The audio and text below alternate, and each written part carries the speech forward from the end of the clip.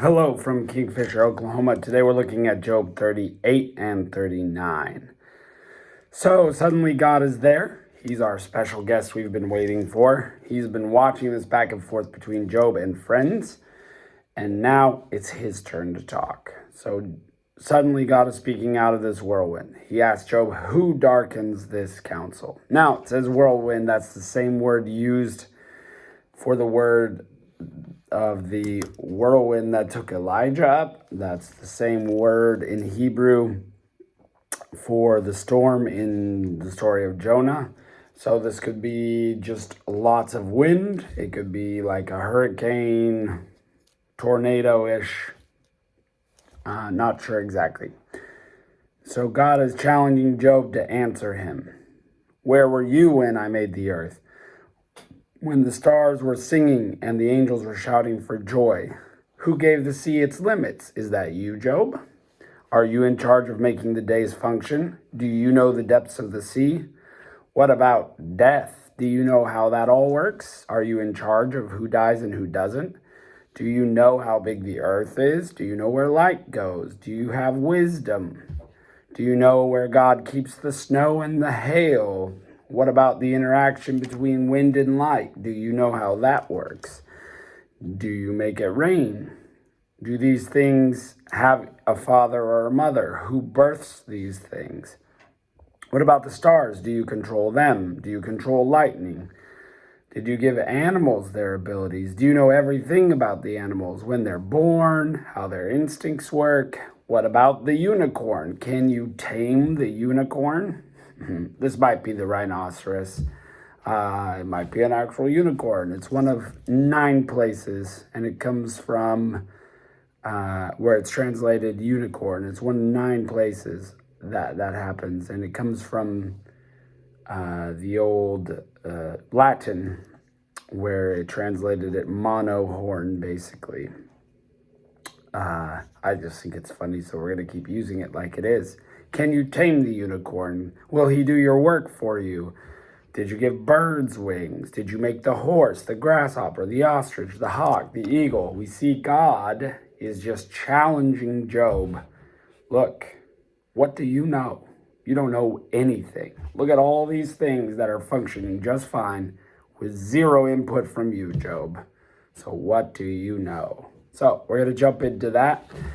I think it's pretty awesome. Remember, from our standpoint, we know some of these answers from a science perspective. Job would have had no idea. And I think that's important to remember.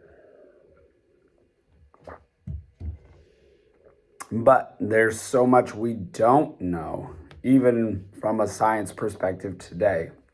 So we would just change the questions, like what's on the edge of the galaxy? What's on the edge of the universe? What's smaller than, the atom, or whatever the smallest thing that we know? What's the answer to, pi? When does that start repeating? Why do we have the ability to make music? There's all sorts of things we don't know. And what if God were in your face asking you, where were you when all these things happened? You weren't there, friend. You weren't there. And that's the point, is God is showing that he's mighty. He's the one that made all these things. And he's building up to what he's going to say to Job. So let's jump in, chapter 38. The Lord answered Job out of the whirlwind and said, who is this that darkeneth counsel by words without knowledge? Gird up thy loins like a man, for I will demand of thee, and answer thou me. Where wast thou when I laid the foundations of the earth? Declare if you have understanding. Who hath laid the measures thereof, if thou knowest, or who stretched the line upon it? Whereupon the foundations thereof are fastened, and who laid the cornerstone thereof? So who built the earth? Was that you, Job? No, you weren't even born yet. When the morning stars sang together and all the sons of God shouted for joy. Could you just imagine the stars were singing and the angels were singing with them or shouting with them? Were you there for that? I wasn't. Who shut up the sea with doors when it brake forth, as if it had issued from the womb? When I made the cloud the garment thereof, and thick darkness a swaddling band for it. and break up for my decreed place, and set bars and doors, and said, Hitherto shalt thou come, but no further, and here thy proud waves be stayed. Who sets the boundaries for things like the ocean and land, and who did that? Obviously, we know it was God from the account of Genesis. And break up for my decreed place, and set bars and doors. And he said, Hitherto shalt thou come, but no further, and here shall thy proud waves be stayed. Hast thou commanded the morning since thy days, and caused the dayspring to know his place? Do you make day after day after day? Is that you, Job? No. Hast thou commanded the morning, and caused the dayspring to know his place, that it might hold the ends of the earth, that the wicked might be shaken out of it? It is turned as clay to the seal, and they stand as a garment. And from the wicked their light is withholden, and the arm shall be broken. Hast thou entered the springs of the sea? Hast thou searched the depth? We still haven't done that. We still don't know the bottom of the ocean. It's so deep, and there are possibly so many things down there. Are we getting the picture that God is so much bigger and knows so much more than we do?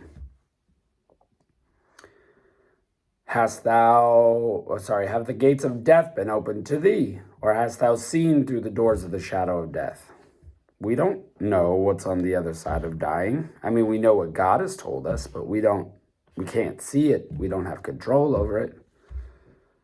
Hast thou perceived the breadth of the earth? Declare if thou knowest all. Where is the way where the light dwelleth? And as for the darkness, where is the place? That thou shouldst take it to the bound thereof, and thou shouldst know the pass to the house thereof. Knowest thou it because thou wast then born, or because the number of thy days is great? Do you know all that because you were born then, because you're old? Even Job is not that old when God made it all. Hast thou entered the house of treasures of snow, or hast thou seen the treasures of hail, which I have reserved against the time of trouble, against the day of battle and war? And I don't think this is little hail. I think he's talking about the big ones, like in Egypt when the giant hailstones came, or back in Israel when God pelted the opposing armies with hail. Otherwise, why would he be referencing war? By that way is the light parted, which scattereth the east wind upon the earth. Now, that I think is pretty deep sentence. By what way is the light parted, which scattereth the east wind? That's like light and wind interacting in some way that I don't even understand what it's saying.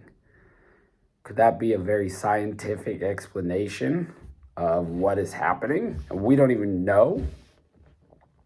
Who hath divided a water course of the overflowing of waters, or a way for the lightning of thunder, to cause it to rain on earth, where no man is, on the wilderness, where is there man? Like, all this stuff is happening in places people don't even live. God is doing that. You don't have any control. And people still don't live in those places, and weather is still happening.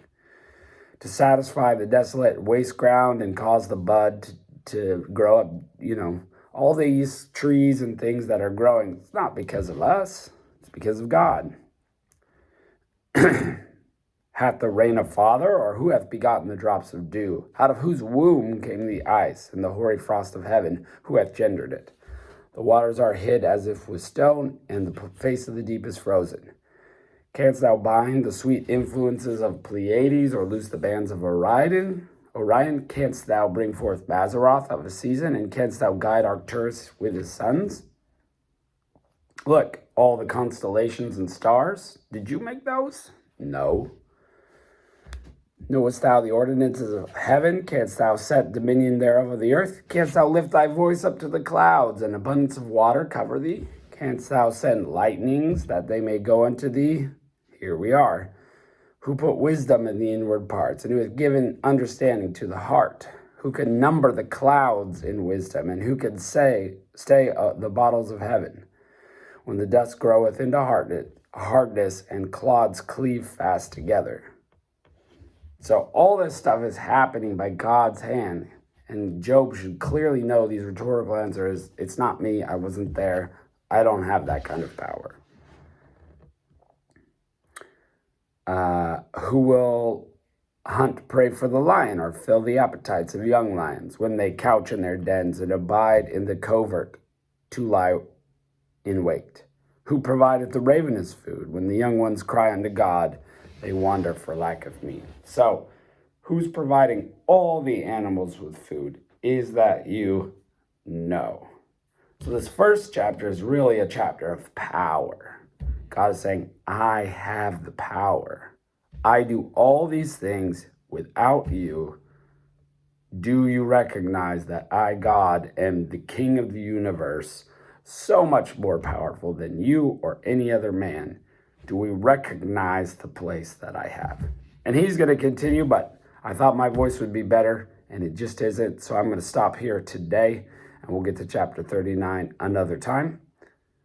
So, surprise appearance from God. He's the King of the universe. He's the powerful one. Let's see where this goes. Thanks for joining us today, and we'll catch you next time.